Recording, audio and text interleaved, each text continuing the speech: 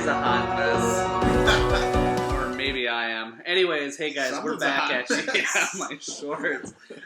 We're back at you with yet another beer review, and today we're going to be reviewing a beer from a brewery I've never had. Continuing the theme of fun stuff I've never had.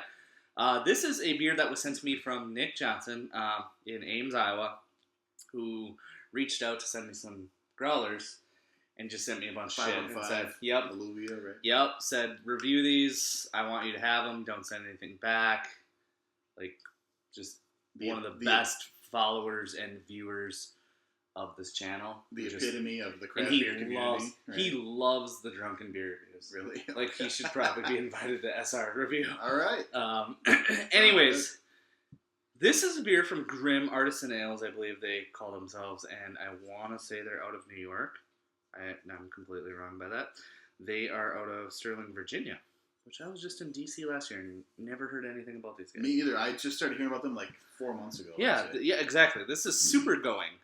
This is a dry hopped, oaked, and orange zested Gose with mixed cultures of lactobacillus. It's dry hopped with Hull melon and Mandarina Barava hops, or Bavaria hops, excuse me. And then it's conditioned on American white oak. This beer has never been boiled or filtered. Keep refrigerated, drink fresh. Serve in a 2-ounce glass, which is why I gave you that one. And June of 2015 bottling date, 4.8% alcohol by volume. Gose is a style that I really like. Westbrook's. I really like. Who's a brewery here in Minnesota that does Lucid? Lucid's Gosler? Gosler? Fantastic Gose. Yeah. But there's a lot of other ones that have come out, and they're just not that great. They don't do anything for me. The hiss on that was insane. So let's get this into a glass, let you know how it tastes, smells, give you the final verdict. That was a Beer Geek Nation reference. Holy hell. Wow. Well, this might take a hot minute. I'm going to go slow. That's what He said. Oh, look at that. Dude, you can even see it on camera. Look at how overly carbonated that is. Holy shit. It is like booming with carbonation. Look at that. Wow. And it is... I don't even know if we can really get too much into the review with the head the way it is, but we'll try. So your camera... Pro tip. Yeah, look at that. The nose of your oils, the oils on your nose, if you just wipe your nose and then touch the suds of your beer, it'll go down faster. Yeah. Inside or outside of my nose? Right on the hollow of your nose. Not my inside oils. Yeah, this fucking... Anyways, we're way off track. But yeah, this is bizarre how overly carbonated. This is booming. And if it's bottle conditioned, that makes complete sense. Probably use champagne yeast or something. It could be. And it's tight bubbles. Look at that. Yeah, it's boomingly tight bubbles. And it's actually looking really, really nice in your glass. Well, your camera is making it look more yellow than it is. This is pale. This is grapefruit juice looking, right? Really cloudy, this is white pale. Grapefruit. Yep. It looks, honestly, really good. Yeah. I'm going to try to get a little bit more in here if I can without booming my carb up, which I think is impossible at this point. Yeah, I don't know if you're going to. Good luck. Okay, well, I got enough in there. I got enough in for at least the nose and everything else, so let's go ahead and dive in. I can smell it from here. Yeah, there's like crazy lacto, zesty citrus peel. Oh, wow. Like I'll call it Holy lemon, crap. Orange. The dry hop is definitely present. Yeah. The oak is present. I get like this, what is that? It's like champagne white grape. Like, yeah. Oh. Wow. And then there's so much like nice, like clean oak character. A must, right? Great must. Yeah. Perfect. That's what I was going for. Wow. And then like citrus peel smells salty. Actually, I can detect a decent amount of like actual sea saltness. The nice clean lacto fermented beer, being that it's never boiled. The oak is coming through nicely. It's really clean. Really impressed with the nose on this. Me too. Me too. I like it a lot. It's aromatic. I could smell it just without putting my nose in it. I can smell it right now. Oh yeah. which and it's very effervescent. That's it looks great. the sign Thanks of so a much, great beer. Nick. Let's go ahead and dive into this one. Thanks, I Nick. know nothing about ratings on this. Me either. I know they make some really good double IPAs, and Yeah. I know Joe and Nate. I know them for their IPA. They did their other one, or maybe even this one, for review. So we'll link that in the description below, maybe. All right. Well, cheers.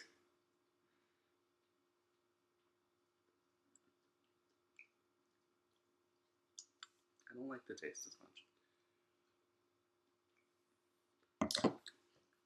So if you swallow it quick and you don't sit there and like discern everything and dissect everything, it's palatable. Yeah, when you dissect it, it's kind of like stale, Coppery. right? Hold on.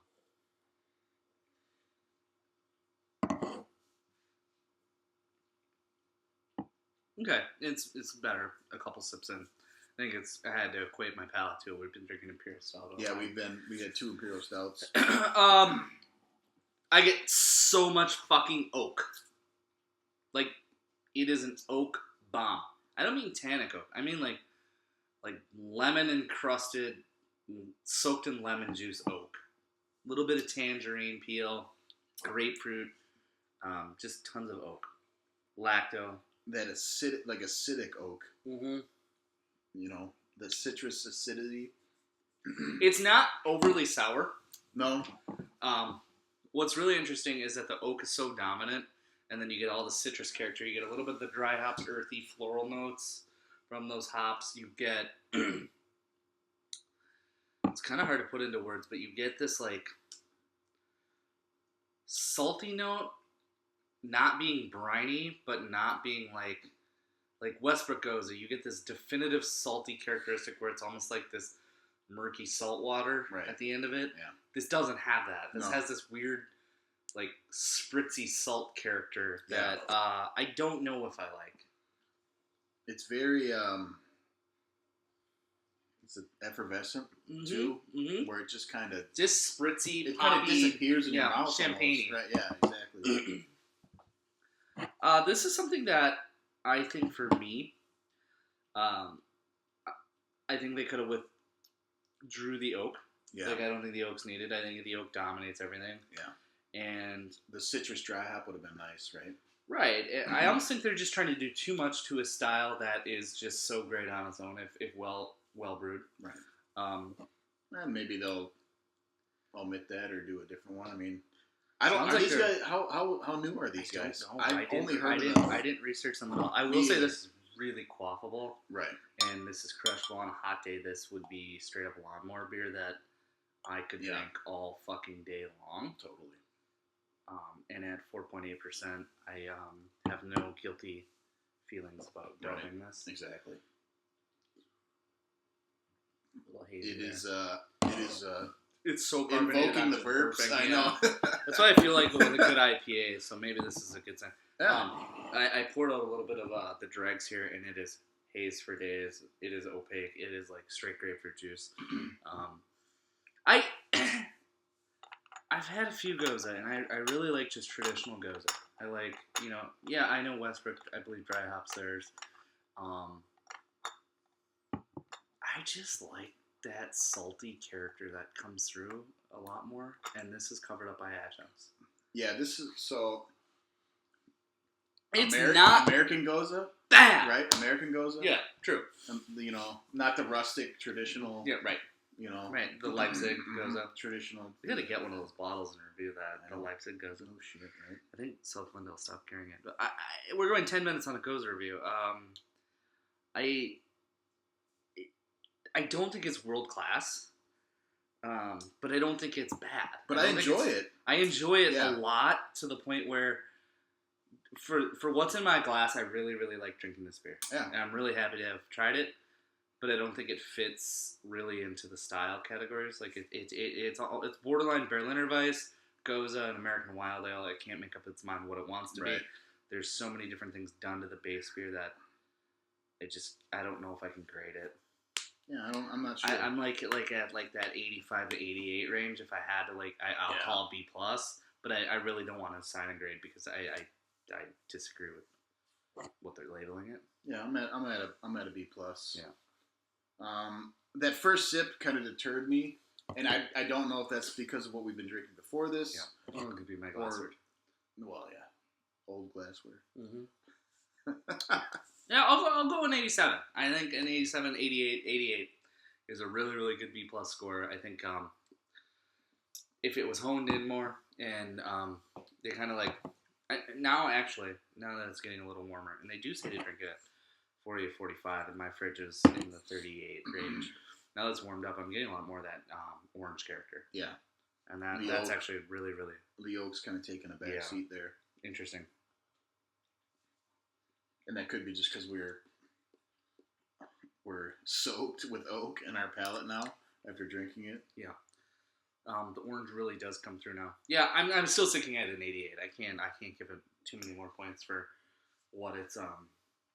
Yeah, I'd say 88, 89. I'd go 89. Yeah. Really a cool beer to try. I gotta give it another massive shout out to Nick Johnson for sending me this bottle. Thanks, Nick. Thank you so much for your generosity. I can't say it enough in every beer review that you've sent my way. He sent the Unsessionable that you had that one. Yeah. Thank you, Nick. Seriously, like, this is the type of stuff that makes my channel interesting, and I really, really appreciate it. Yeah, right? I mean, I appreciate all of you. I get a lot of thumbs down. I get a lot of like. Those are I thumbs down. You. Yeah, that's such a. It's you, John, Joe, Dave. It's all you fuckers. But anyways, I really enjoy doing like these. Like I was telling John on the Darkness review last night, like going back to these kind of beers where I know nothing about them, blind mystery. Yeah, is why I keep ticking. Yeah, and keep drinking. There's so many days where you just want to like step out of the craft game because it's like you're going to Rare Day. Yeah, we did Morning Light Day, and it's like God, your wallet's just crying all year long. Yeah, it's these big ass crazy hype beers. It's dry, so it's nice to get like something that just. There's no more tears in my wallet here. Yeah. All right, well, I think that's all we got for you tonight. So we'll see you again in another beer review with this decent guy. Cheers.